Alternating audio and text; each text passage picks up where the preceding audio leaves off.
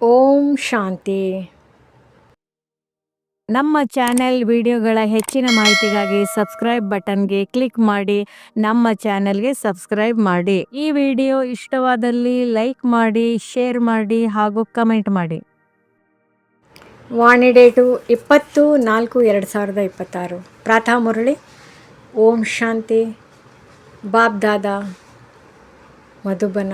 ಮಧುರ ಮಕ್ಕಳೇ, ನೀವು ಈಶ್ವರ್ಯ ರಕ್ಷಣಾ ಸೈನಿಕರಾಗಿದ್ದೀರಿ. ನೀವು ಎಲ್ಲರಿಗೆ ಸದ್ಗತಿ ನೀಡಬೇಕಾಗಿದೆ. ಎಲ್ಲರ ಪ್ರೀತಿಯನ್ನು ಒಬ್ಬ ತಂದೆಯೊಂದಿಗೆ ಜೋಡಣೆ ಮಾಡಿಸಬೇಕಾಗಿದೆ.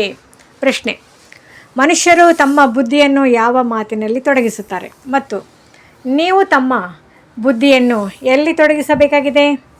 ಉತ್ತರ: ಮನುಷ್ಯರು ಆಕಾಶ ಮತ್ತು ಸೃಷ್ಟಿಯ ಅಂತ್ಯವನ್ನು ಹುಡುಕುವುದರಲ್ಲಿ ತಮ್ಮ ಬುದ್ಧಿಯನ್ನು ತೊಡಗಿಸುತ್ತಿದ್ದಾರೆ. ಆದರೆ ಇದರಿಂದ ಯಾವುದೇ ಲಾಭವಿಲ್ಲ. ಇದರ ಅಂತ್ಯವಂತೂ ಸಿಗಲು ಸಾಧ್ಯವಿಲ್ಲ. ನೀವು ಮಕ್ಕಳು ತಮ್ಮ ಬುದ್ಧಿಯನ್ನು ಪೂಜ್ಯರಾಗುವುದರಲ್ಲಿ ಉಪಯೋಗಿಸುತ್ತೀರಿ. ಅವರನ್ನು ಪ್ರಪಂಚವು ಪೂಜಿಸುವುದಿಲ್ಲ. ನೀವು ಮಕ್ಕಳಂತೂ ಪೂಜೆ ದೇವತೆಗಳಾಗಿದ್ದೀರಿ. ಗೀತೆ: ನಿಮ್ಮನ್ನು ಪಡೆದ ನಾನು ಜಗತ್ತನ್ನೇ ಪಡೆದೆನು. ಓಂ ಶಾಂತಿ.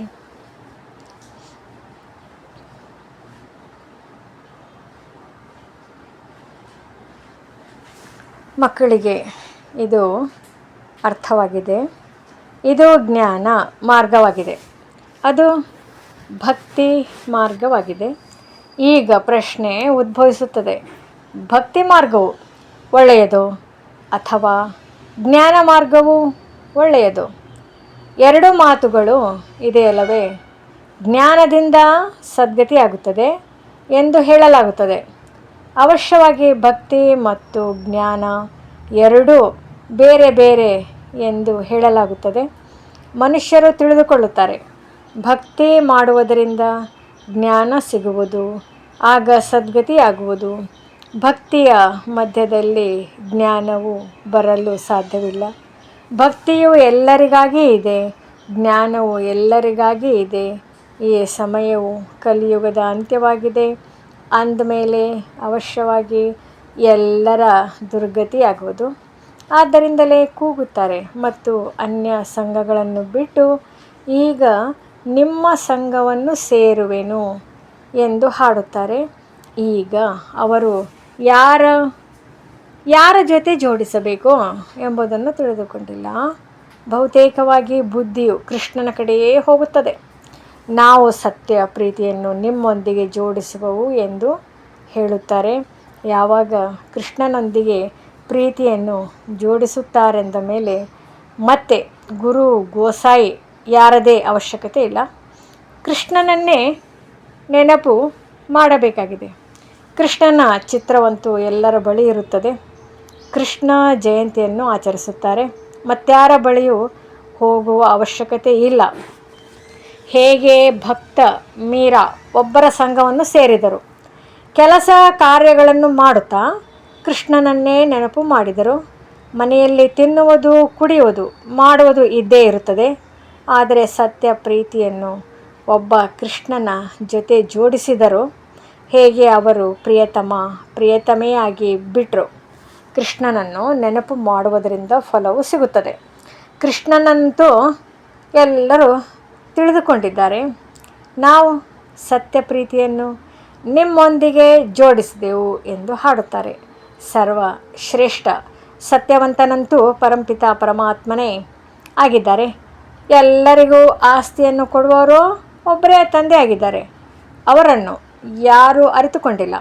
ಭಲೆ ಪರಮಪಿತ ಪರಮಾತ್ಮ ಶಿವನೆಂದು ಹೇಳುತ್ತಾರೆ, ಆದರೆ ಅವರು ಯಾವಾಗ ಬರುತ್ತಾರೆ ಎಂಬುದನ್ನು ತಿಳಿದುಕೊಂಡಿಲ್ಲ.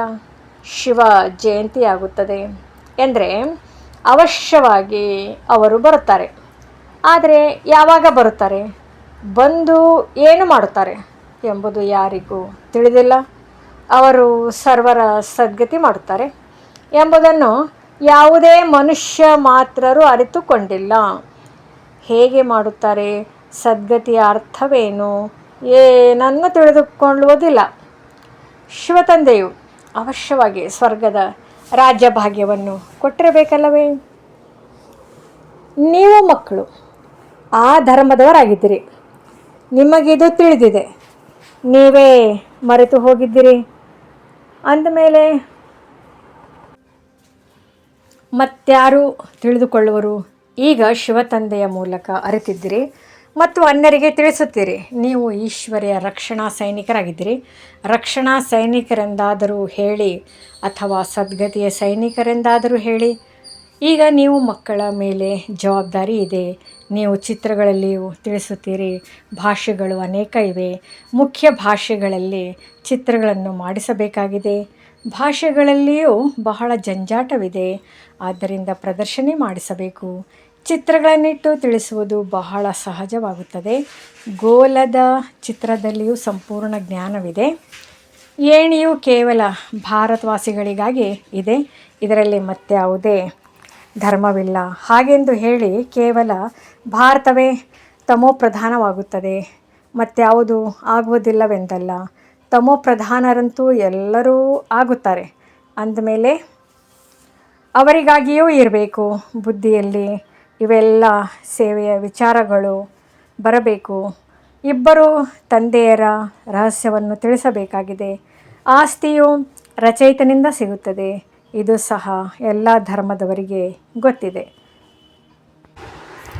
ಲಕ್ಷ್ಮೀನಾರಾಯಣರು ಭಾರತದ ಮೊದಲ ಮಹಾರಾಜ ಮಹಾರಾಣಿಯಾಗಿದ್ದರು ಅಥವಾ ಭಗವಾನ್ ಭಗವತಿಯಾಗಿದ್ದರು ಅಂದಾಗ ಅವರಿಗೆ ಈ ಸ್ವರ್ಗದ ರಾಜ್ಯವು ಹೇಗೆ ಸಿಕ್ಕಿತು? ಅವಶ್ಯವಾಗಿ ಭಗವಂತನ ಮೂಲಕ ಸಿಕ್ಕಿತು. ಇದು ಯಾವಾಗ ಹೇಗೆ ಸಿಕ್ಕಿತು ಎಂಬುದು ಯಾರಿಗೂ ತಿಳಿದಿಲ್ಲ. ಗೀತೆಯಲ್ಲಿ ಕೃಷ್ಣನ ಹೆಸರನ್ನು ಹಾಕಿ ಪ್ರಳಯವನ್ನು ತೋರಿಸಿದ್ದಾರೆ. ಫಲಿತಾಂಶವೇನೂ ಇಲ್ಲ. ಇದನ್ನು ನೀವು ಮಕ್ಕಳು ತಿಳಿಸಬೇಕಾಗಿದೆ. ಚಿತ್ರಗಳಂತೂ ಎಲ್ಲ ಕಡೆಯೂ ಇದೆ. ಲಕ್ಷ್ಮೀ ನಾರಾಯಣರ ಚಿತ್ರವೂ ಇರುತ್ತದೆ. ಭಲೆ ಅವರ ಉಡುಪು ಮುಖ ಲಕ್ಷಣಗಳು ಬೇರೆ ಇರಬಹುದು.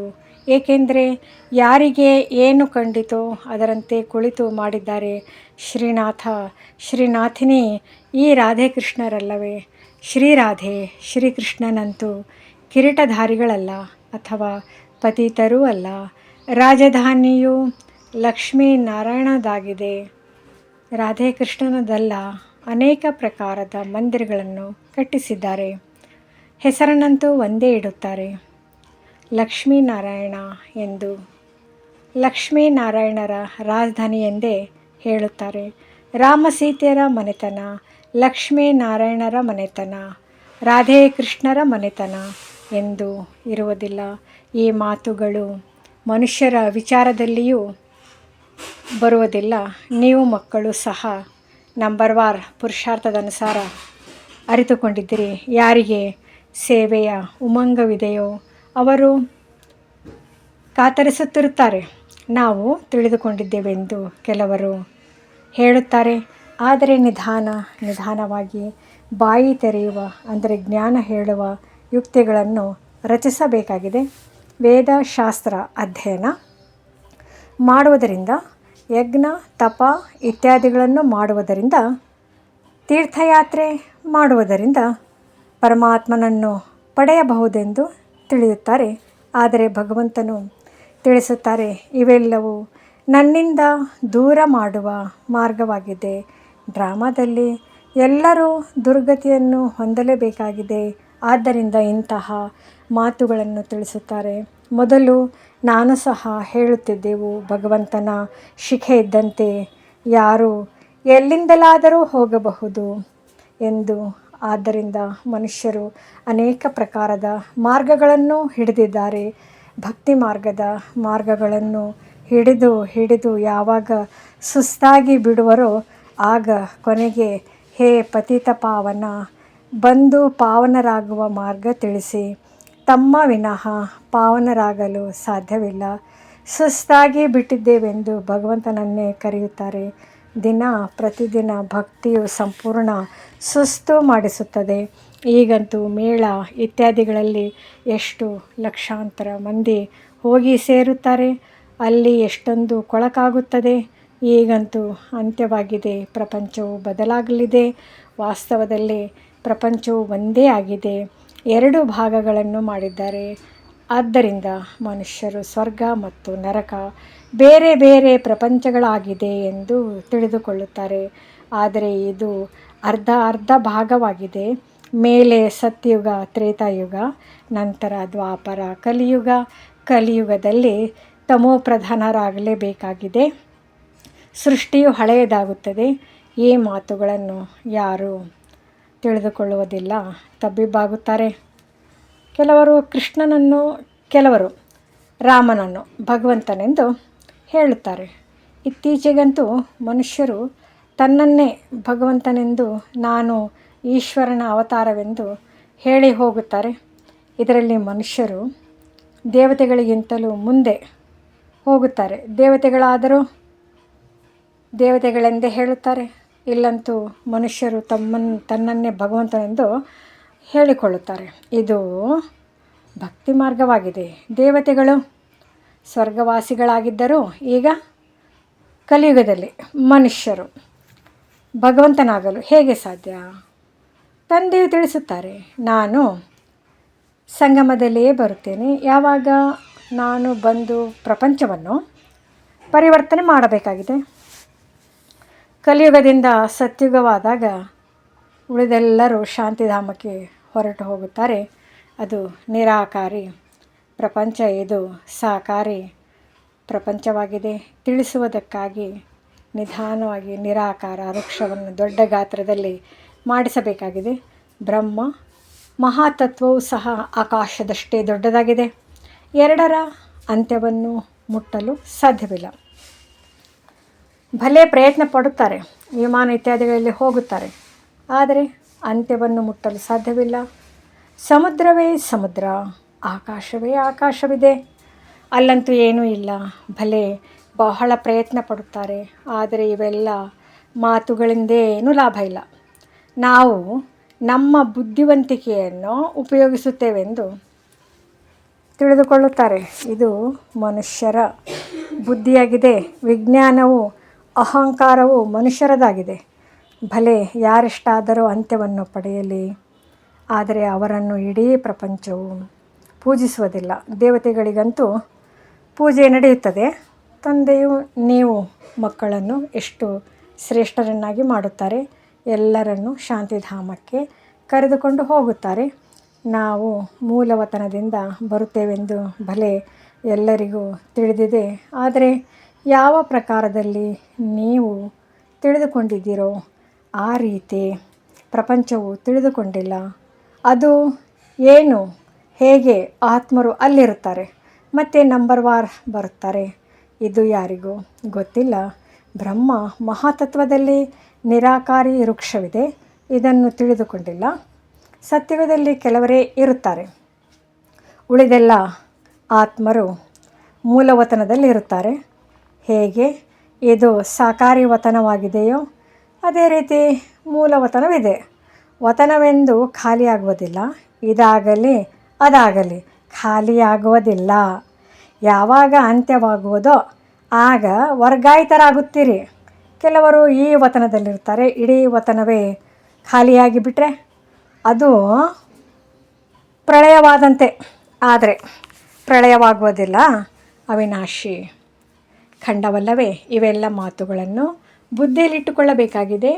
ಇಡೀ ದಿನ ನಾವು ಯಾರ ಕಲ್ಯಾಣ ಮಾಡುವುದು ಎಂಬ ಚಿಂತನೆಯೇ ನಡೆಯುತ್ತಿರಲಿ.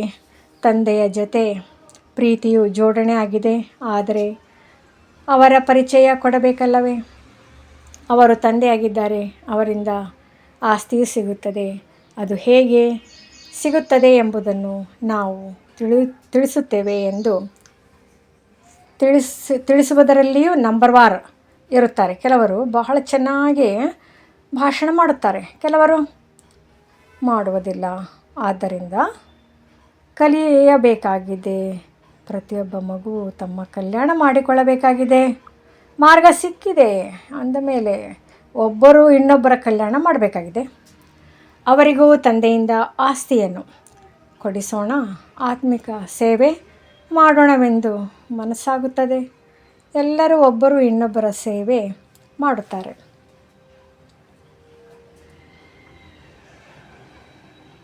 ತಂದೆಯು ಬಂದು ಆತ್ಮಿಕ ಸೇವೆಯನ್ನು ಕಲಿಸುತ್ತಾರೆ. ಈ ಸೇವೆಯನ್ನು ಮತ್ಯಾರೂ ಅರಿತುಕೊಂಡಿಲ್ಲ. ಆತ್ಮಿಕ ತಂದೆಯೇ ಆತ್ಮಗಳ ಸೇವೆ ಮಾಡುತ್ತಾರೆ. ದೈಹಿಕ ಸೇವೆಯನ್ನಂತೂ ಜನ್ಮ ಜನ್ಮಾಂತರ ಬಹಳಷ್ಟು ಮಾಡಿದಿರಿ. ಈಗ ಅಂತಿಮ ಜನ್ಮದಲ್ಲಿ ಆತ್ಮಿಕ ಸೇವೆ ಮಾಡಬೇಕಾಗಿದೆ. ಯಾವುದನ್ನು ತಂದೆಯು ತಿಳಿಸಿದ್ದಾರೆ, ಇದರಲ್ಲಿಯೂ ಕಲ್ಯಾಣವಿದೆ, ಮತ್ಯಾವುದರಲ್ಲಿಯೂ ಲಾಭವಿಲ್ಲ. ಗೃಹಸ್ಥ ವ್ಯವಹಾರದಲ್ಲಿಯೇ ಇರಬೇಕಾಗಿದೆ, ಸಂಬಂಧಗಳನ್ನು ನಿಭಾಯಿಸಬೇಕಾಗಿದೆ. ಅವರಿಗೂ ಸಹ ಇದನ್ನೇ ತಿಳಿಸಿ ಕಲ್ಯಾಣ ಮಾಡಬೇಕಾಗಿದೆ. ಪ್ರೀತಿ ಇದ್ದರೆ ಸ್ವಲ್ಪವಾದರೂ ಕೇಳುತ್ತಾರೆ. ಇನ್ನು ಕೆಲವರು ನಾವು ಸನ್ಯಾಸ ಮಾಡಬೇಕಾಗುತ್ತದೆ ಏನೋ ಎಂದು ಹೆದರುತ್ತಾರೆ. ಇತ್ತೀಚೆಗೆ ಸನ್ಯಾಸಿಗಳು ಅನೇಕರಿದ್ದಾರಲ್ಲವೇ. ಕಾವಿಯನ್ನು ಧರಿಸಿ ಕೆಲವು ಶಬ್ದಗಳನ್ನು ತಿಳಿಸಿದರೆ ಸಾಕು, ಎಲ್ಲಿಂದಲಾದರೂ ಹೊಟ್ಟೆ ಪಾಡು ನಡೆಯುತ್ತದೆ. ಯಾವುದಾದರೂ ಅಂಗಡಿಯ ಬಳಿ ಹೋದರೆ 2 ಪೂರಿಯನ್ನು ಕೊಡುತ್ತಾರೆ, ಮತ್ತು ಇನ್ನೊಬ್ಬರ ಬಳಿ ಹೋಗುತ್ತಾರೆ, ಹೊಟ್ಟೆ ಪೂಜೆಯಾಗಿ ಬಿಡುತ್ತದೆ. ಭಿಕ್ಷೆ ಬೇಡುವರಲ್ಲಿಯೂ ಅನೇಕ ಪ್ರಕಾರದವರು ಇರುತ್ತಾರೆ. ಈ ತಂದೆಯ ಬಳಿ ಒಂದೇ ಪ್ರಕಾರದ ಆಸ್ತಿ ಸಿಗುತ್ತದೆ, ಬೇಹದ್ದಿನ ರಾಜ್ಯ ಭಾಗ್ಯ ಸಿಗುತ್ತದೆ, ಸದಾ ನಿರೋಗಿಗಳಾಗುತ್ತೀರಿ. ಸಾಹುಕಾರರು ಬಹಳ ಕಷ್ಟದಿಂದ ಮೇಲೇಳುತ್ತಾರೆ. ಆದ್ದರಿಂದ ಬಡವರ ಕಲ್ಯಾಣವನ್ನು ಮಾಡಬೇಕಾಗಿದೆ. ತಂದೆಯು ಭಾಳಷ್ಟು ಪ್ರದರ್ಶನಿಗಳನ್ನು ಮಾಡಿಸುತ್ತಿದ್ದಾರೆ. ಏಕೆಂದರೆ ಗ್ರಾಮಾಂತರ ಜನ ಅನೇಕರಿದ್ದಾರಲ್ಲವೇ. ಈ ಜ್ಞಾನವು ಬಹಳ ಚೆನ್ನಾಗಿದೆ ಎಂದು ಮಂತ್ರಿಗಳು ಮೊದಲಾದವರು ತಿಳಿದುಕೊಂಡರೆ ಸಾಕು. ಇದನ್ನು ಎಲ್ಲರೂ ಕೇಳತೊಡಗುತ್ತಾರೆ. ಮುಂದೆ ಹೋದಂತೆ ನಿಮ್ಮದು ಬಹಳ ಪ್ರಸಿದ್ಧವಾಗುವುದು. ಆಗ ಅನೇಕರು ಬರುತ್ತಾರೆ. ಆತ್ಮದಲ್ಲಿನ ತುಕ್ಕು ಕಳೆಯುವುದರಲ್ಲಿ ಸಮಯ ಹಿಡಿಸುತ್ತದೆ. ಇದರಲ್ಲಿ ಯಾರಾದರೂ ಹಗಲು ರಾತ್ರಿ ತೊಡಗಿದ್ದರೆ ಅವರಲ್ಲಿ ಬಹುಶಃ ಬೇಗನೆ ತುಕ್ಕು ಕಳೆದು ಆತ್ಮವು ಪವಿತ್ರವಾದರೆ ಅದು ಈ ಶರೀರವನ್ನು ಬಿಟ್ಟು ಬಿಡುವುದು. ಇವೆಲ್ಲವೂ ತಿಳಿದುಕೊಳ್ಳುವ ಮಾತುಗಳಾಗಿವೆ. ಪ್ರದರ್ಶನಿಯಲ್ಲಿಯೂ ತಿಳಿಸಬೇಕಾಗಿದೆ. ಮುಖ್ಯವಾಗಿ ಎಲ್ಲವೂ ಭಾರತದ ಮಾತಾಗಿದೆ. ಭಾರತದ ಉನ್ನತಿಯಾದರೆ ಎಲ್ಲರ ಉನ್ನತಿಯಾಗಿ ಬಿಡುತ್ತದೆ. ಪ್ರಾಜೆಕ್ಟ್ಗಿಂತಲೂ ಪ್ರದರ್ಶನಿಯಲ್ಲಿ ಹೆಚ್ಚು ಸೇವೆ ನಡೆಯುತ್ತದೆ. ನಿಧಾನವಾಗಿ ವೃದ್ಧಿ ಹೊಂದುತ್ತಾ ಹೋಗುತ್ತದೆ. ದಿನ ಪ್ರತಿದಿನ ನಿಮ್ಮ ಹೆಸರು ಪ್ರಸಿದ್ಧವಾಗುತ್ತಾ ಹೋಗುವುದು. ಇದನ್ನು ಸಹ ಬರೆಯಬೇಕು. ಇಂದಿಗೆ 5000 ವರ್ಷಗಳ ಮೊದಲು ಸಹ ಇದೇ ರೀತಿಯಾಗಿತ್ತು. ಇವು ಬಹಳ ಅದ್ಭುತ ಮಾತುಗಳಾಗಿವೆ. ತಂದೆಯು ಸಲಹೆಯನ್ನು ನೀಡುತ್ತಾರೆ, ಆದರೆ ಮಕ್ಕಳು ಅನೇಕ ಮಾತುಗಳನ್ನು ಮರೆತು ಹೋಗುತ್ತಾರೆ. ಏನಾದರೂ ಆದರೆ ಇಂದಿಗೆ 5000 ವರ್ಷಗಳ ಮೊದಲು ಸಹ ಇದೇ ರೀತಿ ಆಗಿತ್ತೆಂದು ಹೇಳುತ್ತಾರೆ. ಬಹಳ ಸ್ಪಷ್ಟ ಮಾತಾಗಿದೆ. ಆದರೆ ಇದು ಬುದ್ಧಿಯಲ್ಲಿ ಕುಳಿತುಕೊಳ್ಳಬೇಕಷ್ಟೆ. ಪತ್ರಿಕೆಗಳಲ್ಲಿಯೂ ಸಹ ಹಾಕಿಸಿದರೆ ಯಾರಾದರೂ ತಿಳಿದುಕೊಳ್ಳಬೇಕಷ್ಟೇ. ಜ್ಞಾನ ಮಾರ್ಗದಲ್ಲಿ ಸ್ಥಿತಿಯು ಬಹಳ ಚೆನ್ನಾಗಿರಬೇಕು. ಇಂತಿಂತಹ ಮಾತುಗಳನ್ನು ಕೇಳಿ ಹರ್ಷಿತರಾಗಬೇಕು. ಅಭ್ಯಾಸವಾಗಿ ಬಿಟ್ಟರೆ ಮತ್ತೆ ಸ್ಥಿತಿಯು ಬಹಳ ಪ್ರಸನ್ನವಾಗಿರುತ್ತದೆ. ಒಳ್ಳೆಯದು. ಮಧುರಾತಿ ಮಧುರ. ಅಗಲಿ ಹೋಗಿ ಮರಳಿ ಸಿಕ್ಕಿರುವ ಮಕ್ಕಳ ಪ್ರತಿ ಮಾತಾಪಿತಾ ಬಾಬ್ದಾದಾರವರ ನೆನಪು, ಪ್ರೀತಿ ಹಾಗೂ ಸುಪ್ರಭಾತ. ಆತ್ಮಿಕ ಮಕ್ಕಳಿಗೆ ಆತ್ಮಿಕ ತಂದೆಯ ನಮಸ್ತೆ. ಧಾರಣೆಗಾಗಿ ಮುಖ್ಯ ಸಾರ.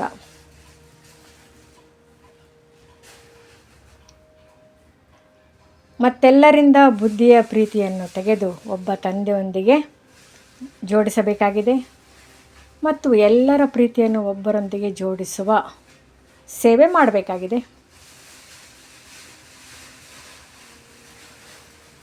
ಸತ್ಯವಾದ ಆತ್ಮಿಕ ಸೇವಾಧಾರಿಗಳಾಗಬೇಕಾಗಿದೆ.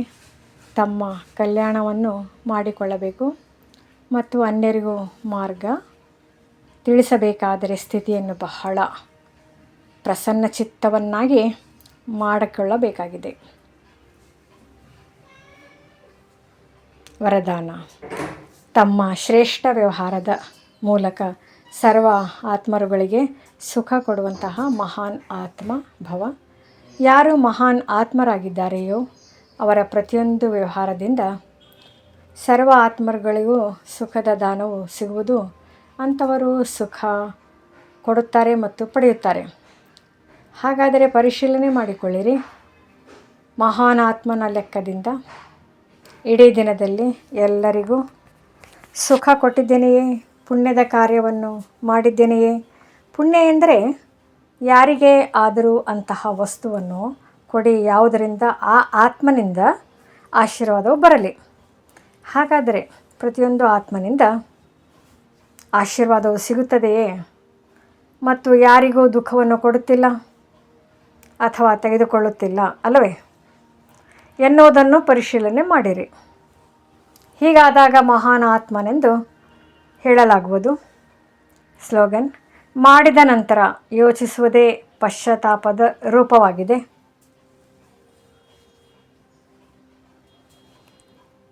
ಅವ್ಯಕ್ತ ಸೂಚನೆ: ಮಹಾನರಾಗಲು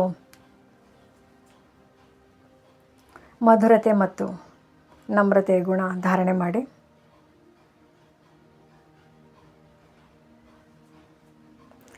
ಸಂಸ್ಕಾರ ಅಥವಾ ಸ್ವಭಾವಂತೂ ಪ್ರತಿಯೊಬ್ಬರದು ತಮ್ಮ ತಮ್ಮದೇ ಆಗಿದೆ. ಆದರೆ ಸ್ವರ್ಗದ ಸ್ನೇಹಿ ಮತ್ತು ಸರ್ವ ಮಾತುಗಳಲ್ಲಿ, ಸಂಬಂಧಗಳಲ್ಲಿ ಸಫಲ, ಮನಸ್ಸಾದಲ್ಲಿ ವಿಜಯಿ ಮತ್ತು ವಾಣಿಯಲ್ಲಿ ಮಧುರತೆಯು ಸರಳ ಸ್ವಭಾವವಿದ್ದಾಗ ಬರುವುದು. ಸರಳ ಸ್ವಭಾವ ಅರ್ಥಾತ್ ಎಂತಹ ಸಮಯ, ಎಂತಹ ವ್ಯಕ್ತಿ, ಎಂತಹ ಪರಿಸ್ಥಿತಿ ಅದನ್ನು ಪರಿಶೀಲಿಸುತ್ತಾ ತಮ್ಮನ್ನು ಸರಳವನ್ನಾಗಿ ಮಾಡಿ, ಸರಳ ಅರ್ಥಾತ್ ಮಿಲನ್ಸಾರ್ ಮೋಲ್ಡ್ ಮಾಡಿಕೊಳ್ಳುವರು. ಸರಳವೆಂದರೆ ಹುಡುಗಾಟಿಕೆ ಅಲ್ಲ. ಓಂ ಶಾಂತಿ. ಈ ಮುರಳಿ ವಿಡಿಯೋ ತಮಗೆ ಇಷ್ಟವಾದಲ್ಲಿ ಹೆಚ್ಚಿನ ವಿಡಿಯೋಗಳ ಮಾಹಿತಿಗಾಗಿ ನಮ್ಮ ಚಾನಲ್ಗೆ ಸಬ್ಸ್ಕ್ರೈಬ್ ಮಾಡಿ. ತಮಗೆ ವಿಡಿಯೋ ನೋಟಿಫಿಕೇಷನ್ ಸಿಗ್ತಾ ಇರುವುದು.